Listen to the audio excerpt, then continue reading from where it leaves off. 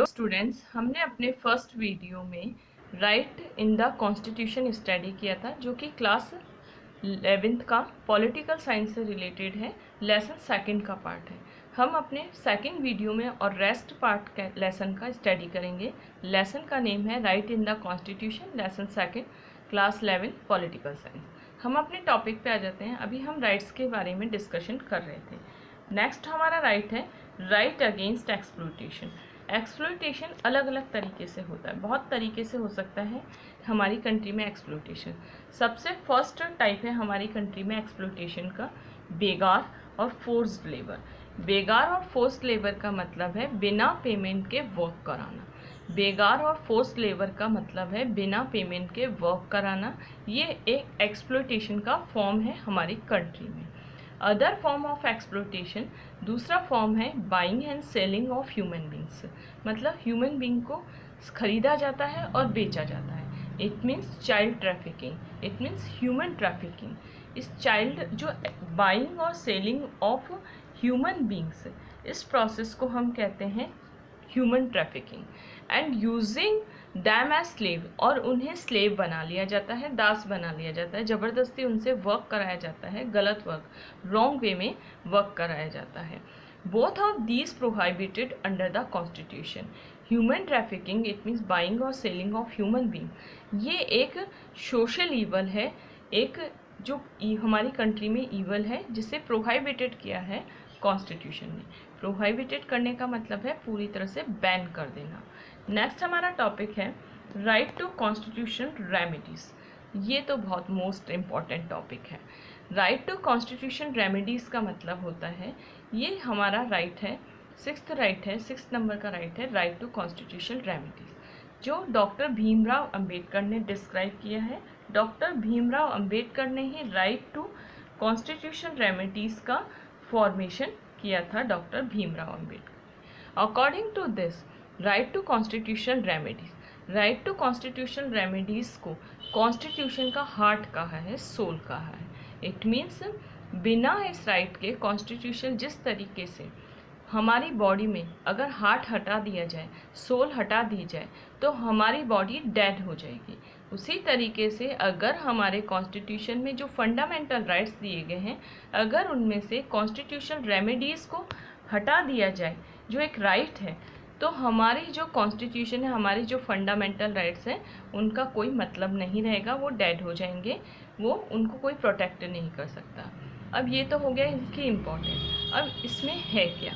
It is so because this right gives a citizen the right to approach a high court or the Supreme Court to get any of the fundamental rights restored in case of their violence. It is also because this right gives a citizen the right to approach a high court or the Supreme Court. ये right दिया गया है citizen को, constitution remedies का right. इसमें अगर किसी भी सिटीज़न के जो फंडामेंटल राइट्स हो रहे हैं वो वॉयलेट हो रहे हैं, इट मीन्स वो डिस्ट्रॉय हो रहे हैं, या तो गवर्नमेंट के थ्रू डिस्ट्रॉय हो रहे हैं या फिर किसी भी अदर पर्सन के थ्रू किसी भी पर्सन के फंडामेंटल राइट्स डिस्ट्रॉय हो रहे हैं, तो जिस पर्सन के फंडामेंटल राइट्स डिस्ट्रॉय हो रहे हैं वो कहाँ अप्रोच कर सकता है, इट मीन्स कहाँ अपील कर सकता है, कहाँ एप्लीकेशन लगा सकता है? हाई कोर्ट और सुप्रीम कोर्ट में जा सकता है अपने फंडामेंटल राइट्स के डिस्ट्रॉय होने की सिचुएशन में, to get any of the fundamental right restored in case of their violence. Simple सी बात है, जब किसी पर्सन को राइट को प्रोटेक्ट करने का जो भी प्रोटेक्शन ही नहीं मिलेगा तो फंडामेंटल राइट डिस्ट्रॉय हो जाएंगे। It means right to constitutional remedies हमारे कॉन्स्टिट्यूशन का हार्ट है और सोल है। नेक्स्ट हमारा पॉइंट आ जाता है the courts can issue various special order. Courts ने बहुत सारे स्पेशल ऑर्डर डिक्लेयर किए, 4 स्पेशल ऑर्डर डिक्लेयर किए हैं, जिन स्पेशल ऑर्डर्स के थ्रू, जिन्हें हम क्या कहते हैं, रिट्स कहते हैं, the courts it means supreme court और हाई कोर्ट ने उन्हें एक स्पेशल अथॉरिटी मिली हुई है स्पेशल ऑर्डर डिक्लेयर करने की। सुप्रीम कोर्ट और हाई कोर्ट के स्पेशल ऑर्डर डिक्लेयर करने के प्रोसीजर को रिट्स कहते हैं। रिट्स 4 होती हैं। एक तो हैबियस कॉर्पस।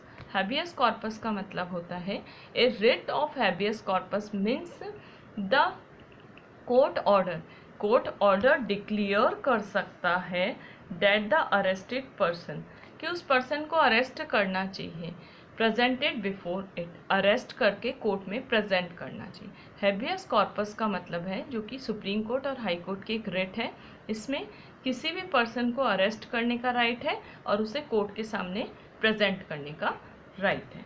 नेक्स्ट हमारा जो रिट है जो कि सुप्रीम हाई कोर्ट डिक्लेयर करता है, मैंडामस। मैंडामस रिट के according the writ is used when the court finds a particular office and holders is not doing legal duty. Court कोई भी जो पर्टिकुलर ऑफिस है, particular office holder is not doing a duty, इसमें court mandamus writ के according ये order declare कर सकता है कि अगर कोई कोर्ट, अगर कोई ऑफिस अपनी जो ड्यूटीज़ है, अपनी जो लीगल ड्यूटीज़ है, जो लॉ बेस पे उसकी ड्यूटीज़ बनी हुई है ऑफिस की, वो पूरी तरह से फुलफिल नहीं कर रहा है, तो उस ऑफिस के अगेंस्ट, उस पर्टिकुलर ऑफिस के अगेंस्ट जो अपनी लीगल ड्यूटीज़ फुलफिल नहीं कर रहा है, कोर्ट मैंडामस रिट डिक्लेयर कर सकता है। नेक्स्ट रिट का है हमारा prohibition. Writ is used, prohibition writ is used by high court. High court और सुप्रीम कोर्ट प्रोहिबिशन कर सकते हैं, प्रोहिबिटेड कर सकते हैं। कैसे?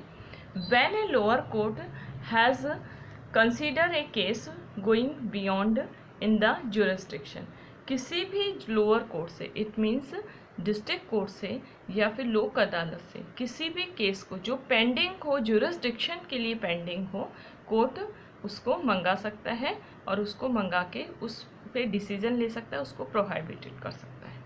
नेक्स्ट रिट है हमारी जो कि सुप्रीम कोर्ट और हाई कोर्ट ही डिक्लेयर करता है, क्वो वारंटो। क्वो वारंटो का मतलब है if the courts finds that a person is holding office but is not entitled to hold that office. अगर कोई भी कोर्ट, अगर कोर्ट ये फाइंड आउट करे कि कोई भी पर्सन किसी भी ऑफिस में अपॉइंट होता है या वर्क कर रहा है, लेकिन वो उस ऑफिस में प्रॉपर वे में वर्क नहीं कर रहा है, प्रेजेंट नहीं हो पा रहा है, तो कोर्ट को वारंटों के अकॉर्डिंग उसके अगेंस्ट वारंट डिक्लेयर कर सकता है। नेक्स्ट हमारा रिट है हाई कोर्ट और सुप्रीम कोर्ट की, सॉरी हमारी नहीं, हाई कोर्ट और सुप्रीम कोर्ट की, certiorari. Certiorari writs at the courts orders a lower court. Courts अपने लोअर कोर्ट को ऑर्डर कर सकता है, not her authority of transfer a matter pending before it to a high court.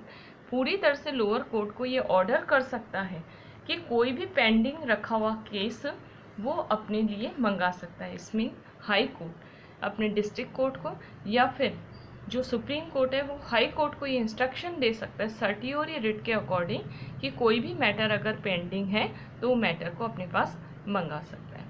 अब हमारा next और last topic आ जाता है डायरेक्टिव प्रिंसिपल। ये तो फंडामेंटल राइट्स तो सारे स्टूडेंट्स हमारे लिए हैं, कॉमन पीपल्स के लिए, लेकिन डायरेक्टिव प्रिंसिपल हमारे किसके लिए? स्टेट के लिए। डायरेक्टिव प्रिंसिपल जो हमारे कॉन्स्टिट्यूशन में दिए गए हैं, डायरेक्टिव प्रिंसिपल हमारे कॉन्स्टिट्यूशन में स्टेट के लिए हैं। डायरेक्टिव प्रिंसिपल एक गाइडलाइन है स्टेट के लिए। डायरेक्टिव प्रिंसिपल एक गाइडलाइन है स्टेट के लिए। उस गाइडलाइन के थ्रू स्टेट पॉलिसीज़ बनाता है और उन पॉलिसीज़ को पूरी कंट्री में इम्प्लीमेंट करता है ताकि ह्यूमन वेलफेयर हो सके। डायरेक्टिव प्रिंसिपल एक पॉलिसी है, डायरेक्टिव प्रिंसिपल एक गाइडलाइन है जो हमारे कॉन्स्टिट्यूशन में स्टेट के लिए डिस्क्राइब्ड है।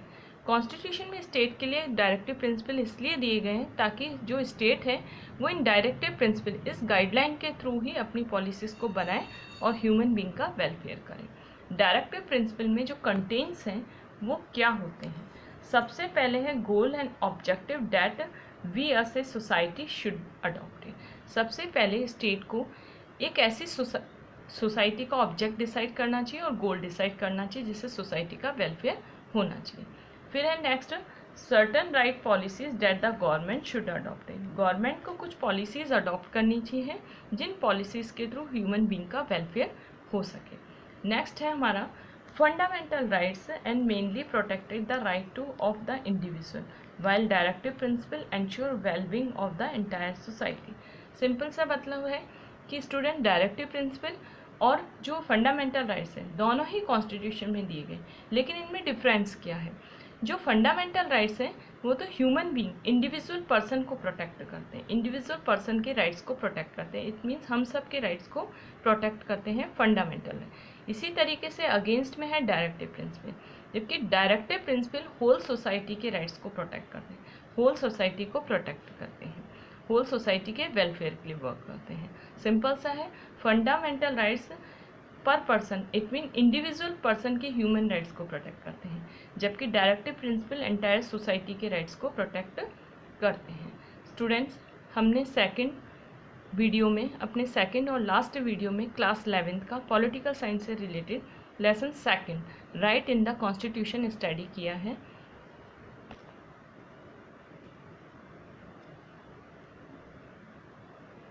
स्टूडेंट्स,